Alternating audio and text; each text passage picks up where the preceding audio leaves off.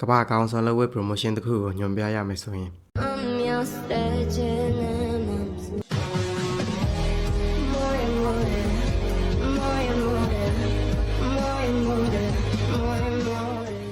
Hello အားလုံးပဲမင်္ဂလာပါဒီဗီဒီယိုအားနဲ့အားလုံးကြိုဆိုလိုက်ပါတယ်ဒီနေ့ဗီဒီယိုကတော့ USC စတင်ဖြစ်ပေါ်လာပုံနဲ့ဒီဝါလီခံရလူနေပါဖြစ်ခဲ့တဲ့အချိန်ကနေဒီနေ့ဒီချိန်လေးအောင်မြင်မှုရရှိအောင်နောက်ွယ်ကနေကြိုးကင်ပေးရတဲ့အခုလက်ရှိ CEO တင်နာဝါချောင်းပြောကြမှာဖြစ်ပါတယ် USC အကြောင်းမစတင်ခင်မှာတော့အရေးကြီးတဲ့ပုံစံတူဖြစ်တဲ့တင်နာဝါချောင်းနဲ့အရင်စလိုက်ရအောင်တင်နာဝါကတော့1969ခုနှစ်ဇူလိုင်လမှာမန်ချက်စတာအမေရိကန်နိုင်ငံမန်ချက်စတာမြို့မှာပဲမွေးဖွားခဲ့ပါတယ်သူကအိုင်ယာလန်အမေရိကန်လူမျိုးပါတင်နာဝါရစောပိုင်းကာလတွေမှာဆိုရင်တော့မက်ဆာချူးဆက်မြို့မှာပဲ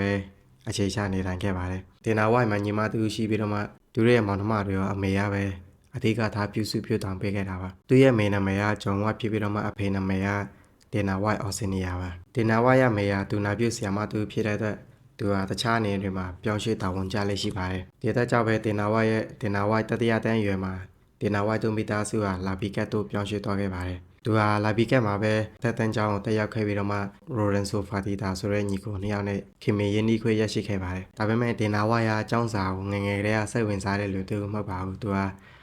ကြံဖြစ်ရတယ်နဲ့လက်ဝဲထိုးရတော့ပဲစိတ်ဝင်စားတဲ့လူတူပါဒီတော့ကြောင့်လဲသူ့ကိုကျောင်းနေပြီးတော့နှစ်ကြိမ်တိုင်ထုတ်ပယ်ခံခဲ့ရတာပါဒါပေမဲ့သူ့ရဲ့မေရဲ့ဖိအားတွေရောက်ကျောင်းကိုစိတ်မဝင်စားပဲတက်ခဲလိုက်တာ1989ခုနှစ်မှာတော့ဟာမော်တက်တန်းကျောင်းနေပြီးတော့ဘွဲတစ်ခုကိုရယူနိုင်ခဲ့ပါတယ်အဲဒီနောက်သူဟာကွန်စီကောလိုက်နဲ့ဥမတ်ပေါ်ဆွန်ကောလိုက်နှစ်ခုစလုံးမှာပထမနှစ်တဝက်လောက်ကိုပဲတက်ရောက်ခဲ့ပြီးမှကျောင်းထွက်ခဲ့ပြန်ပါတယ်အဲဒီနောက်သူဟာကျောင်းစာလုံးဝစိတ်ဝင်စားတဲ့အတွက်သူဟာအလုပ်ခွင်တွေကိုစပြီးဝင်ရောက်ခဲ့ပါတယ်တင်နာဝါယာကတ္တရာလန်ခင်းတဲ့လောက်တွေနောက်ပြီးဟိုတယ်မှာဂျိုတဲ့လောက်တွေကလုံးတီးတဲ့လောက်တွေကစားလောက်ခဲ့ရတာပါတင်နာဝါယာတက်19ရွယ်မှာတော့လက်ဝဲထိုးတဲ့တက်ပညာကိုစတင်ခဲ့ပြီးရွှေလက်အိတ်ချန်ပီယံဟောင်းပီတာဝဲနဲ့တွေ့ဆုံခဲ့ပါတယ်ပီတာဝဲနဲ့ဆက်ဆံရေးကြဝဲသူဟာလက်ဝဲလောကတွေကိုခြေစုံပြုတ်ဝင်ပြဖို့ဆက်ရတက်ထိုင်ခဲ့ပါတယ်ဒါပေမဲ့လည်းတင်နာဝါရစပိုင်းကာလတွေမှာဆိုရင်တော့ professional လက်ဝဲသမားသူဖြစ်ချင်ခဲ့တာပါဒါပေမဲ့လက်ဝဲထိုးပြီးအာယုံကျော်ပျက်စီးနေတဲ့လက်ဝဲကစားသမားဟောင်းတွေကိုသူကတွေ့ရှိပြီးတဲ့နောက်မှာတော့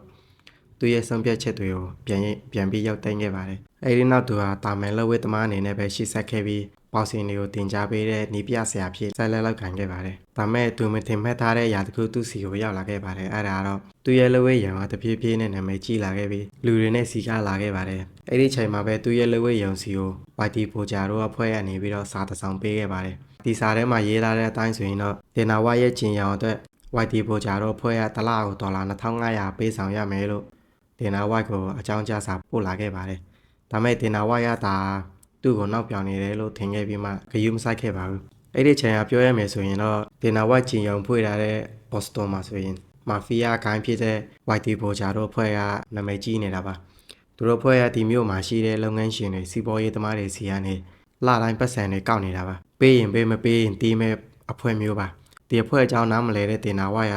သူတို့စီကနေစာကိုတိုက်ပြီးဂယုမဆိုင်ခဲ့ပါဘူးတင်နာဝါပတ်စံပေးရမယ့်အချိန်တစ်ပတ်ပြည့်ဖို့တရက်လိုမှာသူ့စီကို YT ပိုဂျာတို့ဖွဲ့နေပြီးတော့ထပ်ပြီးတီးပေးဖုန်းလန်းဆက်ခဲ့ပါတယ်မင်းပတ်စံပေးရမယ့်အချိန်ဟာမနေ့ပြန်တနာယူလို့သူ့ကိုပြောခဲ့ပေမဲ့သူက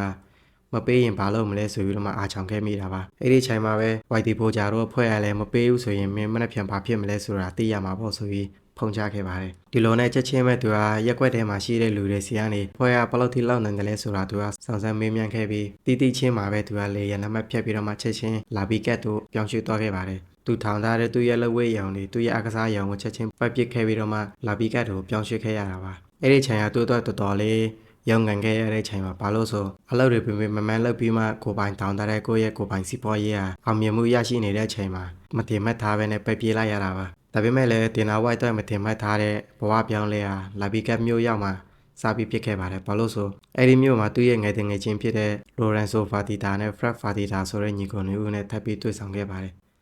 ဒါမဲ့မတူညီခွဲပြားတော့တာအဲ့ဒီချိန်ကဒီညီကိုနှစ်ဦးကလောင်စားလောက်နဲ့မီလီယံနာတသေးတွေဖြစ်နေကြပါပြီအဲ့နောက်သူကလူဝဲလက်ကြီးရေးကွင်းမှာကိုကန်ပညာရှင်ဒီကိုအော်တီနဲ့ချက်လေးတန်းနဲ့ခင်နေရင်းနှီးခွေရရှိခဲ့ပါတယ်အဲ့ဒီချိန်ကချက်လေးတန်းနဲ့ဒီကိုအော်တီဆိုတာ professional လက်ဝဲသမားဖြစ်ပြီးတော့မှနာမည်ကြီးခါစားအချိန်မှာသူတို့နှစ်ဦးစလုံးမှာမန်နေဂျာမရှိတယ်ပါဘူးအဲ့ဒီချိန်တင်နာဝါရလည်းအလုံးမရှိတဲ့အတွက်ဒီကိုအော်တီနဲ့ချက်လေးတဲ့အတွက်မန်နေဂျာလုပ်ပေးဖို့ခိုင်းလန့်ခဲ့ပါတယ်သူတို့နှစ်ယောက်ကလည်းတင်နာဝါကိုသူတို့နှစ်ယောက်ရဲ့မန်နေဂျာဖြစ်လက်ခံခဲ့ပြီးတော့မှတင်နာဝါရသူတို့ထိုးရမယ့်ပွဲရက်တွေနောက်ပြီးထိုးကြီးတွေ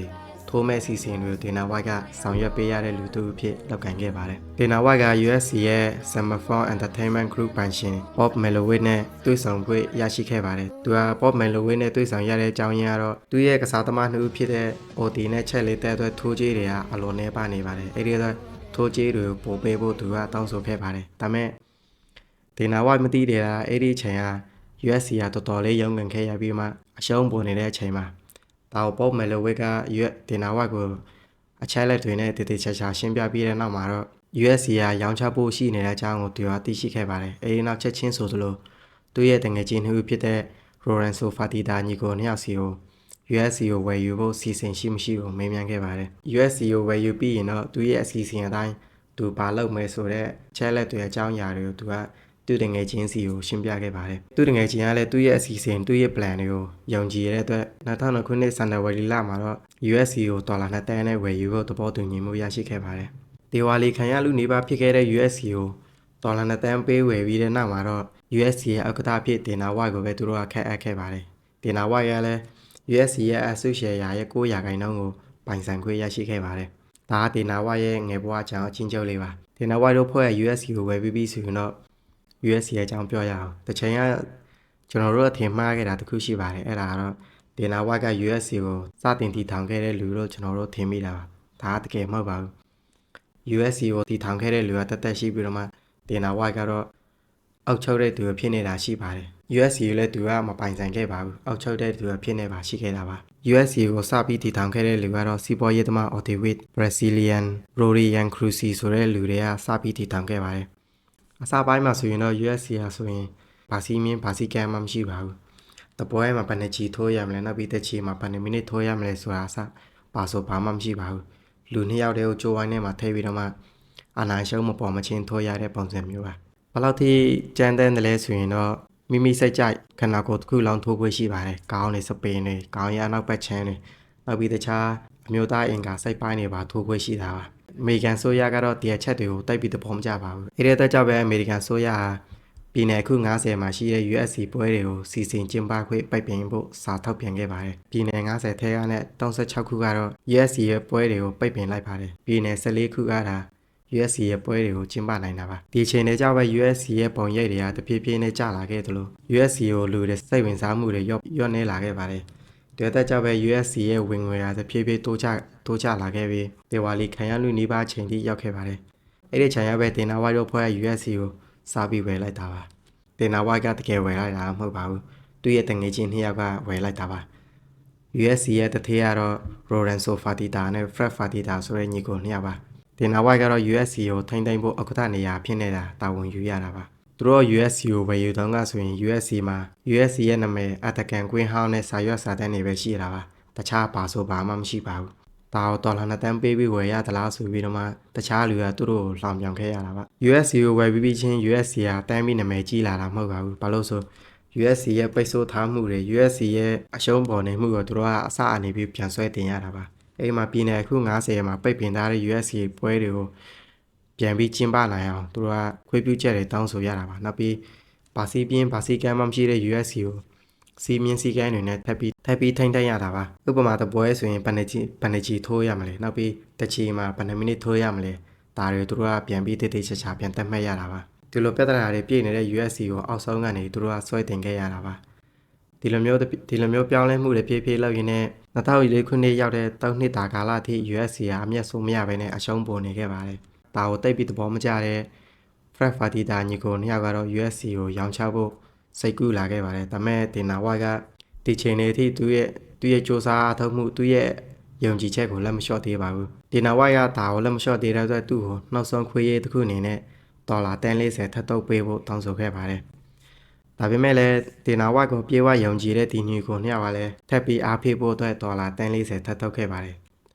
်ဒီတစ်ခါထပ်ထုတ်လိုက်တဲ့ဒေါ်လာ140ဟာအလုံးမဖြစ်ပဲနဲ့ထပ်ပြီးဆုံးရှုံးသွားမယ်ဆိုရင်တော့တကယ်ကို USC ကိုသူတို့ကရောင်းချတော့မှာပါဒါဒေနာဝိုက်အတွက်နောက်ဆုံးခွေးရေးဆိုလည်းမမှားပါဘူး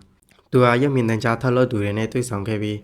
The Ultimate Fighter ဆိုတဲ့ရုပ်သံအစီအစဉ်တစ်ခုကိုထုတ်လွှင့်ခဲ့ပါတယ်ဒီစီစဉ်ရဲ့လောက်ပုံကတော့ရိုးရှင်းပါတယ် USC ရဲ့ပွဲတွေကိုကွင်းထဲတွားကြည့်စရာမလိုဘဲနဲ့အိမ်မှာရှိတဲ့ TV ကနေပြီးတော့တားရိုက်ကြည့်ရှုနိုင်တာပါဒါတကယ်လည်းလောက်ဖြစ်ခဲ့တယ်လို့ USC ကိုလူတွေပို့ပြီးတိလာတယ်လို့ ပို့ပြီးစိတ်ဝင်စားလာခဲ့ပါတယ်2006ခုနှစ်မှာတော့ချက်လေးတဲနဲ့ဒီကိုအော်တီတို့ရဲ့ USC ရဲ့ပွဲစဉ်66အတွက်လက်မှတ်ရောင်းချမှုကနေပြီးတော့ပေါင်တန်းထုတ်ယူနိုင်ခဲ့ပါတယ်2008ခုနှစ်မှာတော့ကုမ္ပဏီရဲ့တန်ဖိုးဟာဒေါ်လာ1.1ဘီလီယံအထိထိုးတက်လာခဲ့ပါတယ်အဲဒီနောက်2013ခုနှစ်မှာတော့အမျိုးသမီးပွဲစဉ်တွေကိုပါထည့်သွင်းကျင်းပလာနိုင်ခဲ့ပါတယ် USC ရဲ့တန်ဖိုးကလည်းတဖြည်းဖြည်းတက်လာခဲ့ပြီး2015ခုနှစ်ဆိုရင်သူတို့ရဲ့ဝင်ငွေဟာဒေါ်လာ600အထိရှိနေခဲ့ပါတယ်အဲဒီနောက်ပိုင်းမှာ USC ရဲ့ပွဲစဉ်ဟာတဖြည်းဖြည်းနဲ့ကျန်းလာခဲ့သလိုသူရဲ့ superstar တွေဖြစ်တဲ့ Conor McGregor, Khabib စတဲ့နာမည်ကြီး fighter တွေရဲ့တဖြည်းဖြည်းပေါ်ထွက်လာခဲ့ပါတယ် USC မှာဆိုရင်တော့ MMA တခုတည်းကိုပဲကြီးမှုချင်းပါတာပါဒီအတွက်ကြောင့်ပဲကမ္ဘာအကောင်းဆုံး MMA fighter တွေကိုဆွဲဆောင်နိုင်တာပါကမ္ဘာအကောင်းဆုံးနဲ့ကမ္ဘာအကျဉ်းဆုံး MMA လောကတစ်ခုဖြစ်ရောက်ရှိလာခဲ့ပါတယ် USC ကိုဒီလိုသူတလုံးဖြစ်အောင်ချိုးခံခဲ့တဲ့လူကတင်နာဝိုက်ပါ USC ကိုသူကမပိုင်ဆိုင်ခဲ့ဘူးဆိုပေမဲ့ USC ပေါ်ထားတဲ့သူ့ရဲ့ state တွေသူ့ရဲ့စ조사အောက်ထုတ်မှုတွေက